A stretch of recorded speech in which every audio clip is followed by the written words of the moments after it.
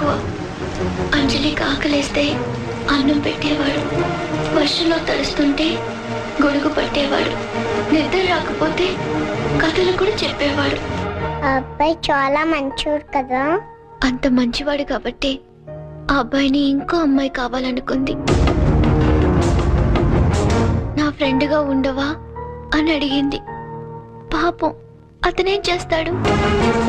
అంజలి, నేను వెళ్ళిపోతున్నా, నేను వెళ్ళకపోతే పాపం ఆ అమ్మాయి నా కోసం ఏడుస్తుంది, అన్నం తినదు, మరి అన్నం తినకపోతే ఆకలిస్తుంది కదా, అందుకే వెళ్ళిపోతానన్నాడు.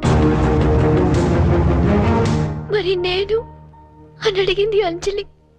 నీకు చిన్నప్పటి నుంచి ఒంటరిగా ఉండటం అలవాటే కదా, నీకెలాగో అమ్మా నాన్న లేరుగా,